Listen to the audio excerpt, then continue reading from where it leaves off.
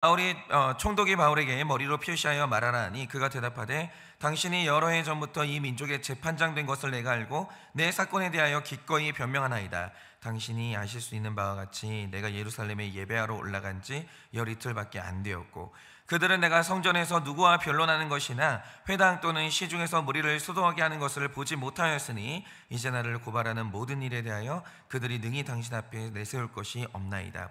그러나 이것을 당신께 고백하리이다. 나는 그들이 이단이라는 도를 따라 조상의 하나님을 섬기고 율법과 선지자들의 글에 기록된 것을 다 믿으며 그들이 기다리는 바 하나님께 향한 소망을 나도 가졌으니 곧 의인과 악인의 부활이 있으리라 함이니이다. 이것으로 말미암아 나도 하나님과 사람에 대하여 항상 양심에 거리낌이 없기를 힘쓰나이다. 여러 해 만에 내가 내 민족을 구제할 것과 재물을 가지고 와서 드리는 중에 내가 결례를 행하였고 모임도 없고 소동도 없이 성전에 있는 것을 그들이 보았나이다. 그러나 아시아로부터 온 어떤 유대인이 있었으니 그들이 만일 나를 반대할 사건이 있었으면 마땅히 당신 앞에 와서 고발하였을 것이요 그렇지 않으면 이 사람들이 내가 공의 앞에 섰을 때 무슨 옳지 않은 것을 보았는가 말하라 하소서. 오직 내가 그들 가운데 서서 외치기를 내가 죽은 자의 부활에 대하여 오늘 너희 앞에 신문을 받는다고 한 이 한 소리만 있을 따름이다 하니 벨리스가 이 도에 관한 것을 더 자세히 아는 고로 연기하여 이르되 천부장 루시아가 내려오거든 너희 일을 처결하라 하고 다 같이 읽겠습니다. 백부장에게 명하여 바울을 지키되 자유를 주고 그의 친구들이 그를 돌보아 주는 것을 금하지 말라 하니라. 아멘. 네, 제가 예전에 이제 그런 걸 본 적이 있는데요. 북미 아메리카 인디언들은 대대로 이제 상형 문자를 사용했는데 상형 문자가 그런 거잖아요. 글자를 그림으로 표현하는 거잖아요. 그런데 제가 한 번은 아주 흥미로운 상형 문자를 하나 보게 된 거예요. 그게 뭐냐면 이들이 이제 사람의 마음을 표현했는데 어린아이의 마음은 세모로 그려놓고 어른의 마음은 달걀 형태의 둥근 모양으로 이제 표시를 한 거예요. 그래서 학자들이 이걸 보고 궁금한 거죠. 왜 어린아이 마음은 세모고 어른 마음은 왜 동그라미인가? 이걸 이제 해석하다가 이제 나중에 알게 된 뜻이 있었는데 그게 뭐냐면 이 모양이 뭐냐면 죄를 짓고 난 다음에 죄에 대해서 느끼는 어른의 느낌과 아이가 느끼는 감정을 상형 문자로 표현한 게 이거라는 거예요. 말하자면 이런 거죠. 어린아이의 마음은 세모로 표현했습니다. 이게 무슨 뜻이냐면 어린아이의 양심은 세모 끝처럼 날카로워서 그들이 죄를 짓고 나면 양심에 찔림을 받는다는 거예요. 아이들은 거짓말하고 나잖아요. 아파요. 두려워요. 너무너무 찔리는 거예요. 그래서 빨리 죄를 뉘우쳐요.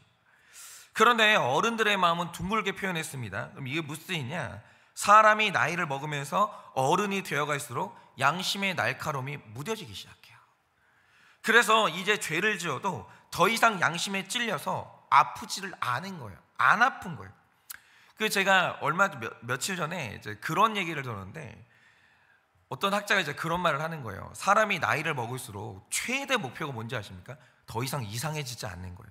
왜냐하면 사람이 중학생 이후를 지나고 나면 훈육이 사라져요. 그러면 훈육이 사라진 사람의 인생이 어디로 가냐면 점점 뒤로 물러가요. 그래서 나이를 먹은 다음에 사람이 최대치로 노력하면 그 마지막 목표가 뭐냐면 나이를 먹을수록 괴팍해지지 않는 거예요. 왜냐하면 이게 양심이 무뎌지고 훈육이 없어지거든요. 인간은 뒤로 가는 거예요. 인격이. 그러니까 어른들은 어른이 되면 될수록 죄를 짓고 돌이키는 게 점점 잘 안 돼요. 애들은요 혼나고 나면 잘못했습니다 이게 되거든요. 어른들은 혼나는 걸로 안 돼요. 어마어마한 고난이 있고 내 자녀가 나 때문에 수고를 어마어마하게 해도 잘못했다는 말 한마디가 안 나와요. 인생의 요만큼의 습관도 안 바꿔요. 그대로 살아요. 애가 내 눈앞에서 그렇게 수고를 하고 있는데 안 되는 거예요. 이게 정말 기가 막힌 통찰인 거죠. 그런데 여기서 우리는 이 연륜의 딜레마를 보게 되는 거예요. 맞아요. 나이가 들면 경험이 쌓이고 원숙해지는 긍정적인 측면이 있지요. 그러나 동시에 우리의 양심이 점점 무뎌지는 측면은 분명히 존재한다는 거예요. 그러니까 이 원리가 우리 몸의 굳은 살과 같은데 몸의 특정한 부위에 계속해서 충격이나 마찰이 반복적으로 가해지면 우리 몸이 자기를 스스로 보호하기 위해서 그 부위에 굳은 살이라는 경계를 만들어요. 그러면 거기는 찔러도 안 아파요. 근데 영육 일원론이에요. 마음이 똑같은 원리로 간다는 거죠. 우리 마음도 죄를 짓고 양심이 계속 찔려야 사람이 올바르게 살아가요. 그런데 이게 너무 고통스러우니까 사람은 이때 두 가지 중에 하나를 하게 되는데, 하나를 회개를 해서 이 아픔을 제거하는 방법이 있어요. 이게 제일 좋아요. 그러니까 이러면 사람은 뒤로 물러가지 않아요. 그 양심이 날마다 새로워지는 거죠. 그런데 또 하나, 절대 대다수의 사람들이 하는 길이 뭐냐? 죄를 합리화하기 시작해요. 이게 마음의 굳은 살이에요. 아무리 찔러도 합리화라는 굳은 살이 있으면 안 아픈 거예요, 죄를 지은 다음에. 그런데 이 마음, 합리화라는 마음의 굳은 살은요, 어린 아이들 마음에는 없는 거예요. 이거는 많이 배우고 경험이 많은 어른들 마음에만 있는 굳은 살이 합리화예요. 여러분, 우리가 몸이 늙어간다는 건 죄가 아닙니다. 자연스러운 현상이죠. 그러나 양심이 늙어가는 건 죄예요. 그런데 오늘 내 양심이 마비된 걸 말하면서 이건 어른이 되면 다 그런 거야, 너도 한번 인생 살아봐, 이렇게 말하는 건 이게 바로 합리화예요. 이게 합리화예요. 왜냐? 아직도 교회 안에는 죄에 대해서 두려워하고 작은 죄만 지어도 떨면서 아파하는 양심이 어린아이처럼 보존된 어른들이 존재하거든요. 우리는 그들을 일컬어서 어른이라고 부르고 성자라고 부르는 거예요. 성자는 다른 게 성자가 아니에요. 죄를 지어서 마음이 찔릴 때 아파할 줄 아는 마음, 부드러운 마음, 이게 바로 성자인 거죠. 그러니까 이런 관점에서 나이를 먹어도 양심이 살아있었던 사람 중에 하나가 바로 사도 바울이었는데, 오늘 그가 총독 벨리스 앞에 섰어요. 그리고 자기 이제 죄를 변호하는데, 이때 24장 15절 16절에서 이렇게 말합니다. 그들이 기다리는 바 하나님께 향한 소망을 나도 가졌으니 곧 의인과 악인의 부활이 있으리라 함이니이다. 이것으로 말미암아 나도 하나님과 사람에 대하여 항상 양심의 거리낌이 없기를 힘쓰나이다 라고 했어요. 그러니까 여기서 사도 바울이 이 양심이라는 말을 하는데, 이게 처음 하는 말은 아니에요. 사도행전 23장 1절을 보면 그는 벨릭스의 법정에 나오기 전에 사내들인 공회에서 재판을 받았거든요. 그때도 이렇게 말하죠. 바울이 공회를 주목하여 이르되, 여러분 형제들아, 오늘까지 나는 범사의 양심을 따라 하나님을 섬겼노라 하거늘이라고 해요. 그런데 사도 바울에게 있어서 이 양심이라는 게 대단히 중요했어요. 왜냐? 사도 바울은 자신이 기록한 신약성경 서신서에서 최소한 이 양심을 7번 이상 이 바른 양심을 강조했고요, 신약성경 전체를 놓고 보면 바울이 양심에 관해서 23번을 말했어요. 그러니까 이건 다른 사도들과 비교했을 때 이 압도적으로 많은 언급이거든요. 그러니까 이런 점을 보면 사도 바울에게 있어서 깨끗한 양심을 가지고 그 양심대로 사는 일이 굉장히 중요했다라는 거예요. 그러면 이제 중요한 게 도대체 양심이 뭔데요? 양심이 뭔데 사도 바울이 이렇게 강조를 하는가? 그래서 이 말을 하게 된 오늘 말씀의 이제 배경을 좀 봐야 되는데, 지금 우리가 읽은 이 본문의 상황은 바울과 유대인 사이에 이 법적인 공방이 지금 벌어지고 있는 상황이에요. 근데 여기서 먼저 유대인들이 사도 바울을 고소한 내용이 뭐냐? 크게 액면으로 보면 3가지 이유가 있어요. 첫째는 개인적인 것, 둘째는 정치적인 것, 그리고 세 번째가 종교적인 것이었어요. 그러니까 이 고소의 내용을 간단하게 설명하면 이런 겁니다. 일단 24장 5절에 더둘로라는 이 정체불명의 사람이 이렇게 말해요. 우리가 보니 이 사람은 전염병 같은 자라, 천하에 흩어진 유대인을 다 소유하게 하는 자요, 나사렛 이단의 우두머리라 라고 하면서 기소를 해요. 그런데 여기에 나오는 첫 번째 고소 내용이 뭐냐? 이 사람은 로마가 통치하는 땅을 돌아다니면서 사람들을 선동하고 문제를 일으킨다라는 거예요. 그런데 이게 로마가 딱 싫어하는 이 반란의 코드예요. 정말 싫어해요. 이거 로마가 어떤 사람의 반란에 어떤 기미가 있다, 살려두는 법이 없어요. 죽여버리는 거죠. 그런데 더들로는 바울이 이런 사람이라고 먼저 기소를 하는 거예요. 그 두 번째 내용은 5절 하반절을 보면 바울은 나사렛 이단의 우두머리라 라고 했어요. 그런데 이 나사렛 이단이라는 말이 성경 전체를 통틀어서 여기 딱 한 번 나와요. 그러니까 바울이 광신 집단의 리더라는 거예요. 그런데 어디에서도 사도 바울에게 이런 말을 쓰는 적이 없는데, 이 로마의 법정에서 광신 집단의 리더다 이런 말을 처음 쓴다는 거죠. 그럼 이유가 뭐냐? 이 몇 번 이제 로마가 통치하는 땅에서 반란이 일어난 적이 있었는데, 대부분 중국도 그랬어요. 황건적의 난이 일어났잖아요. 대부분 그런 무리가 어디에서 일어나냐? 사이비 종교 교주가 일으키는 반란이에요. 역사를 보면 대규모의 반란이 거의 다 종교하고 관련돼 있어요.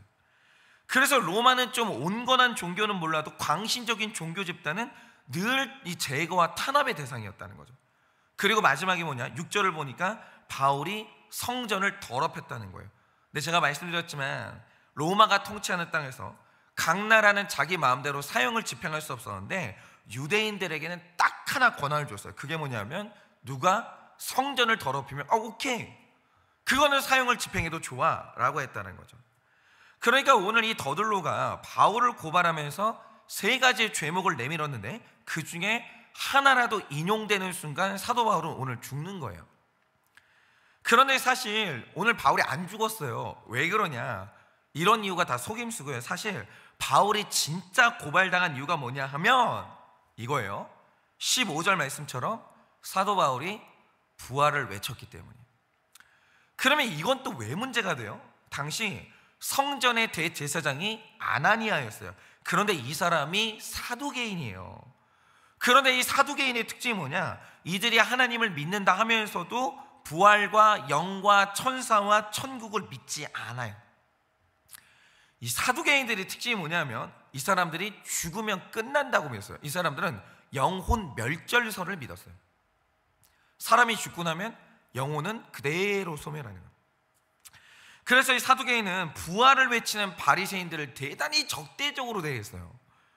저 인간들이 좀 약간 신비주의다, 이성이 마비됐다, 어떻게 눈에 보이지도 않는 영의 존재를 믿냐 이러면서 사두개인들이 이 바리새인들하고 대척점에 서 있었거든요. 그런데 어느 날 바울이 사두개인 제사장 앞에서 부활을 외치는 거예요. 그러니까 이 사두개인 제사장이 이걸 살려둘 수가 없는 거예요. 그러자 벨릭스가 이걸 간파해요. 이 문제의 본질은 죽을 만한 내용이 아니라 그냥 자기들끼리 종교 교리의 문제였구나, 이걸 간파해요. 그래서 바울이 죽지 않았어요. 그런데 16절에서 바울이, 잡으세요, 자신의 부활신앙을 고백한 다음에 그 다음에 연결시키는 게 있어요. 그게 뭐냐, 나는 내 몸의 부활을 믿기 때문에 오늘날까지 양심의 거리낌이 없기를 힘썼다라는 거예요. 그러니까 이걸 다시 말하면 뭐가 되냐면, 만약에 부활이 없다면 양심껏 살 이유가 없다라는 거예요. 그러니까 이 통찰을 여러분 보셔야 돼요. 그 양심은 살아있게 하는 동력이 있어요. 사도 바울은 그걸 뭐라고 얘기했냐, 그 부활신앙이라고 했어요. 이거 없으면 양심대로 사는 인간은 없는 거예요. 왜냐, 사람이 죽은 후에 부활이 없고 죽으면 이게 모든 게 끝난다는 건 죽음 이후에 아무것도 없어요. 심판이 없어요. 그럼 여러분 한번 생각을 해보세요. 내가 살아있는 날 동안 어떤 죄를 지어도 죽으면 끝이에요. 그러니까 이걸 기소 중지라고 하잖아요. 공소권 없음. 죽는 순간 그 사람이 어떤 죄를 지어도 검사가 못 쫓아가요. 공소권이 없어요. 끝나요. 이걸 믿는 사람들이 있어요. 그러면 자, 내가 죽으면 검사가 못 쫓아요. 어떤 처벌에서 면제가 돼요? 뭐 때문에 양심껏 살아요? 뭘 위해서요? 뭐가 두려워서요? 그럴 이유가 없죠. 여러분, 그 증거가 있는데 히틀러가 유대인 600만 명을 죽여놓고 자살했어요. 왜 자살했게요? 살아있으면 기소당해요. 처벌받아야 되는 거예요. 근데 그가 믿었던 게 뭐냐면, 만약에 이 사람이 정말 몸의 부활을 믿었으면 회개했지 자살 안 해요. 그런데 자살한 이유가 뭐냐, 죽으면 공소권 없음 끝난다고 믿었기 때문이에요. 어떤 처벌도 내 인생에 없다고 믿었기 때문이에요. 그래서 이 히틀러가 600만 명을 죽인 다음에 이 전쟁에서 지니까 죽음으로 회피합니다. 그거 처벌받지 않는 방법이라고 믿은 거예요. 그런데 사도 바울은 아무리 힘들어도 양심적인 삶을 살아내요. 이유가 뭐냐, 죽으면 끝이 아닌데 그 근거가 뭐냐, 부활이 있다고 믿었기 때문이에요. 여러분, 히틀러가 죽음으로 그가 피했지만 부활하는 하나님이 히틀러를 이렇게 세워요. 히틀러가 깜짝 놀랄 거예요. 내가 다시 살아났다는 사실에 대해서. 그리고 하나님이 마침내는 그를 심판대에 세우고야 말아요. 도망갈 데는 없어요. 부활이 있는 한 죄를 짓고 도망간 인간은 도망갈 데가 없는 거예요. 하나님이 죽음에서 이렇게 세우시고 그를 반드시 심판대에 세우시는 거예요. 부활의 교리가 이런 의미가 있는 거예요. 그런데 이 심판을 준비하는 길이 뭐냐? 양심껏 사는 거예요. 부활은 있어요. 여러분, 신자나 불신자나 다 부활해요. 다 부활해요. 죽지 않는 몸으로 일어나요. 그래서 영원히 죽지 않는 몸을 가지고 영원한 지옥에 가거나 영원한 천국에 가는 거예요. 성경 분명히 말합니다. 부활은 있는 거예요. 이 부활의 날이 축제의 날이 되는 유일한 방법이 있어요. 사도 바울이 말하는 게 뭐냐? 양심껏 힘써서 하는 거예요. 힘써서. 양심이 죄를 짓고 양심이 나를 찌를 때 아파야 되는 거예요. 그럼 천국에서 영원히 아프지 않은 거예요. 영원히. 그런데 사도 바울에게 이 믿음이 얼마나 확고한 줄 아십니까? 본문 16절을 보면 그가 양심의 거리낌이 없기를 힘을 썼다고 했어요. 그런데 여기에서 힘을 썼다는 말의 헬라어가 아스케오라는 말인데, 이 말의 어감이 뭐냐면 일반인들은 운동을 하면 힘들면 안 하잖아요. 왜냐하면 우리는 건강하려고 운동하거든요. 내가 설교를 더 잘하려고 운동하지, 운동해가지고 힘이 다 빠져서 설교 못하면 그게 무슨 운동이겠어요. 그런데 국가대표 운동선수들의 운동은 건강하기 위한 운동이 아니에요. 금메달을 따기 위한 운동이에요. 그래서 어떻게 운동을 하냐면 내 육체 한계를 뛰어넘어요. 수명을 단축시켜요. 그러니까 무릎에 연골이 다 없어져, 닳아가지고. 이런 식으로 운동을 해요. 왜냐? 내가 따야 될 금메달이 있기 때문에.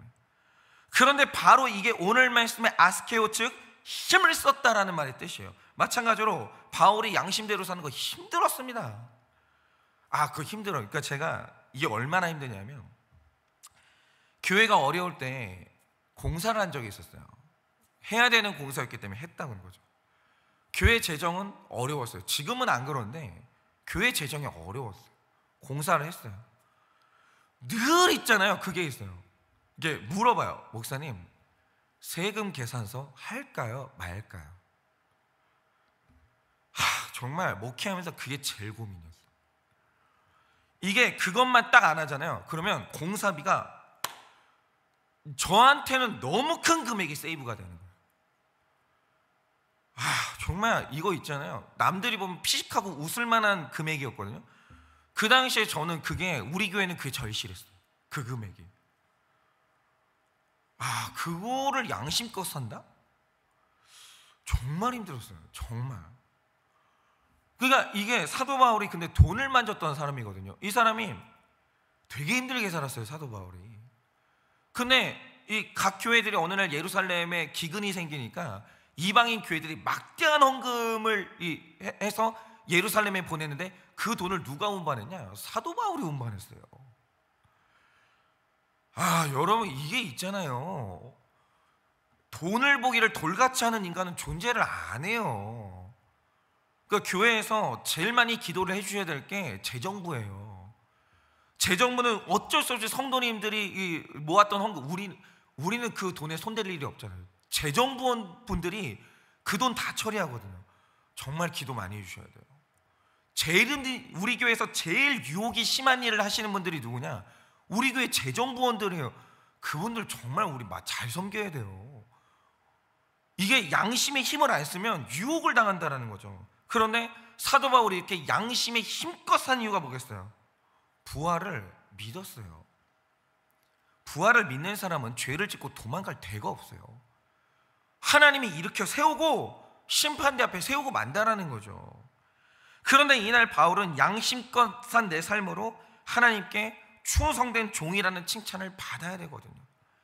이게 너무 확실하기 때문에 양심껏 사는 삶에 어마어마한 힘을 쏟았던 거예요. 어마어마한 힘을. 그래서 긍정의 힘이 안 좋은 거예요. 뭐든지 있잖아요. 어떤 사건이 일어나도 좋게 해석하는 사람이 있어요. 큰일 나십니다. 좋은 일이죠. 나중에 보니까 좋더라고요. 누가 그래요? 객관적으로 보세요. 죄는 죄예요.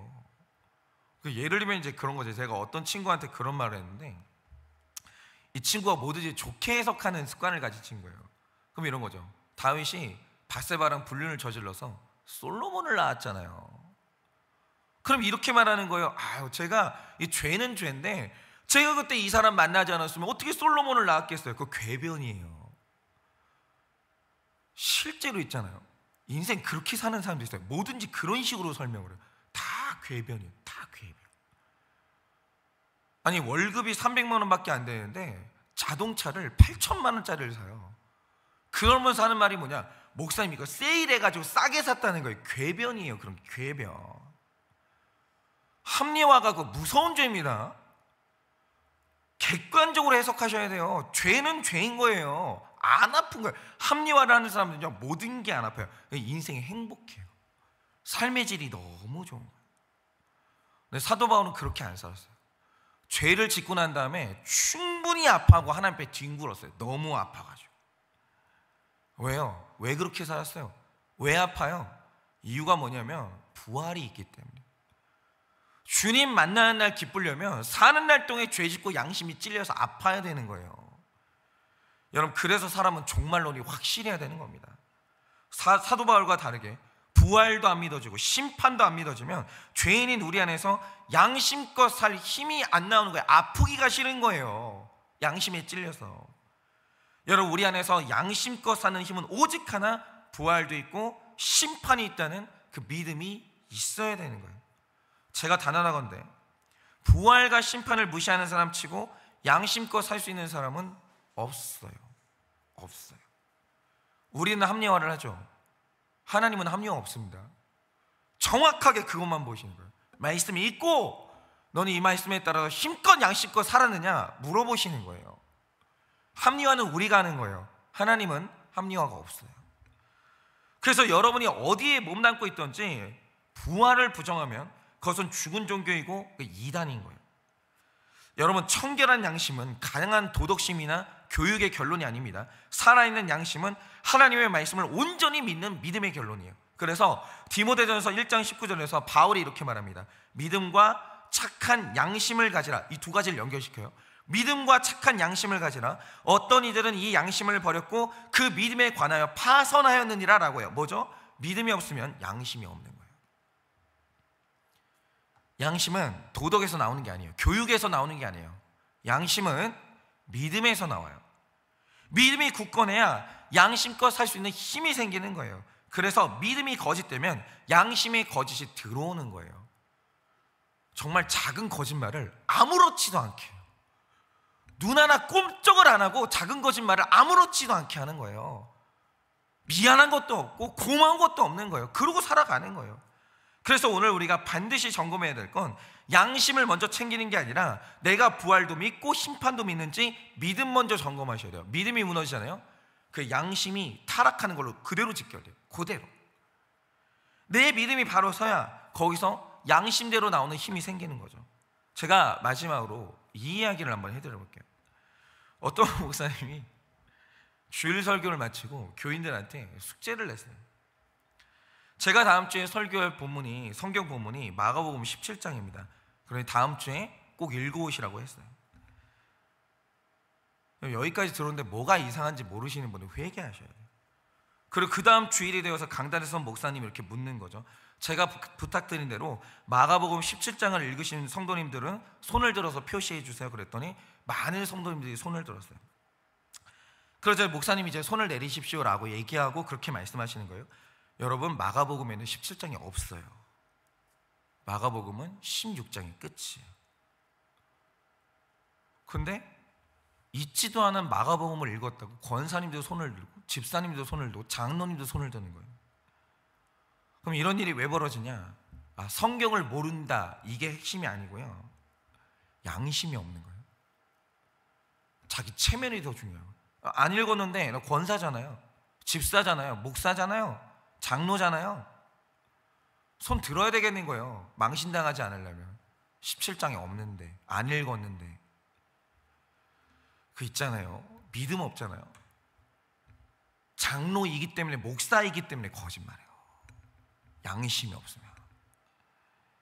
여러분, 심리학 용어 중에 롯 신드롬이라는 게 있어요. 이게 뭐냐면 롯이 믿는 자였지만 심판을 믿지 않는 소돔과 고모라 땅에 들어가니까 그 도시의 낮은 도덕 수준으로 롯이 같이 떨어져요. 여러분, 우리 신앙의 기준이 불신자 아닙니다. 우리 신앙의 기준이 믿지 않는 세상 사람들 아닙니다. 그러니까 남들 다 그래요, 이런 말은 하지도 마세요. 여러분, 그 사람들이 지옥 가면 같이 가실 거예요? 아니 도대체 그런 변명이 어디에서 나오냐고요? 목사님 다 그렇게 살아요. 그런 변명이 어디에서 나오냐고요? 그러니까 그걸 외쳤던 사람이 누구냐? 그게 롯이에요. 그게 롯이에요. 목사님 다 그래요. 소돔 사람들이 다 타락했거든요. 그 도시가 멸망하는 게 사람들이었는데 그 도시의 기준대로 롯이 그대로 내려앉는 거예요. 여러분, 성경의 모든 교리는 시줄과 날줄처럼 다 연결되어 있어요. 부활의 믿음이 죽은 후의 일을 설명하는 교리가 아니에요. 장차 이후에 있을 부활을 믿지 않으면 오늘 내가 양심대로 사는 것 불가능합니다. 제가 그런 저를 봤어요. 여러분, 뉴스 보셨어요? 얼마 전에 어떤 부부가 쓰레기를 버리러 가는데 버리고 있는데 버려진 침대 속에 이 작은 틈 사이로 파란색이 있더래요. 찢어보니까 돈다발이 나온 거예요. 10,000원짜리. 그게 아무도 안 봐요. CCTV에 찍혀 있는 거예요. 그러니까 이 부부가 갑자기 그걸 찢더니 다 꺼내요. 경찰에 신고해가지고 신고하는 거예요. 제가 그걸 보는데 저 뭐 느꼈는지 알아요? 나 같으면 가질 텐데 왜 신고를 하는? 근데 그분이 그렇게 한 이유가 뭐냐면 두 가지예요. 하나, 그분이 경찰이에요. 우리나라 경찰도 훌륭한 분들이에요. 두 번째, 경찰들은 CCTV의 존재를 알아요. 그러니까 신고하는 거예요. 이거는 어차피 내가 가져봤자 주인이 만약에 신고하잖아요. 다 찍혀있어. 그걸 아니까 신고할 수밖에 없는 거죠. 도덕이 아니에요. 양심은 믿음이에요. 들킨다는 믿음. 근데 내가 그게 있는데도 그 뉴스를 보는데 나 같으면 저 가실 텐데 이 마음이 들어오는 거죠. 회개하시죠. 다 회개할 것밖에 없는 거예요. 그래서 장차 있을 부활과 심판을 믿으시고 오늘 말씀이 기준이 되어서 양심껏 정말 힘써 사는 여러분들 되시기를 예수님의 이름으로 축원합니다. 자, 오늘 월요일이니까 적용 질문 드립니다. 작은 죄에도 양심이 찔리는 마음이 있으십니까? 작은 죄에도 양심이 찔리는 마음이 있으십니까? 양심이 무뎌지지는 않았습니까? 양심이 무뎌지지는 않았습니까? 양심을 저버렸던 나의 작은 죄는 무엇입니까? 양심을 저버렸던 나의 작은 죄는 무엇입니까? 부활의 믿음이 있으십니까? 부활의 믿음이 있으십니까? 주님 만나는 날 어떤 말을 듣게 될 것 같으십니까? 주님 만나는 날 어떤 말을 듣게 되실 것 같습니까? 오늘 설교는 다른 사람 떠올리시면 안 돼요. 그냥 자기 양심만 점검하시면 되는 겁니다. 이 시간에 제가 기도하고 축도함으로 예배를 마치겠습니다. 기도하겠습니다. 하나님, 제 안에 양심이 없습니다. 양심을 지키는 것보다 목사로서 이미지와 체면을 지키는 게 더 중요해서 큐티 안 했는데 큐티했다고 거짓말하고, 말씀을 사랑하지 않는데 말씀 사랑했다고 거짓말하고, 영수증 쓰면서 작은 금액 아무렇지도 않게 누락시키고, 11조를 하면서 액수를 속여가며 그렇게 아무도 보지 않으니 아무도 모르니 그렇게 작은 돈 때문에 양심을 버렸던 저의 인생을 주님이 다 보셨습니다. 그런데 주님, 제가 목사면서 설교를 하면서 내 자신이 먼저 부활을 믿지 않게, 심판을 믿지 않게 작은 양심의 거리낌을 우습게 여기며 그렇게 살아왔던 지난날과 오늘의 나의 삶을 정말 애통함으로 수치를 당하며 주님 앞에 이렇게 고백을 합니다. 주님, 양심이 없습니다. 제 안에 양심이 없습니다. 100% 죄인된 제 안에 무슨 양심이 있겠습니까? 오직 주님이 나에게 알려주시는 이 말씀을 향한 믿음만 있을 뿐입니다. 주님, 믿게 하여 주시옵소서. 작은 양심이 얼마나 중요한지 하나님이 그것 하나도 헤아려 보시는 그 하나님의 눈길을 보게 하여 주시고 믿게 하여 주시고, 그래서 오늘 내 도덕이 아니라 믿음의 힘으로 작은 양심을 힘써 지키는 하루가 될 수 있도록 저와 우리 성도님들의 삶 가운데 함께하여 주시옵소서. 지금은 우리 주 예수 그리스도의 은혜와 하나님 아버지의 그 크신 사랑과 성령님의 위로하시고 교통하여 주시는 그 역사하심이 오늘도 부활과 심판을 믿어 양심을 따라 힘껏 살기를 원하는 사랑하는 모든 주의 종들의 머리 위에 지금으로부터 영원 무궁토록 함께 있을지어다. 아멘.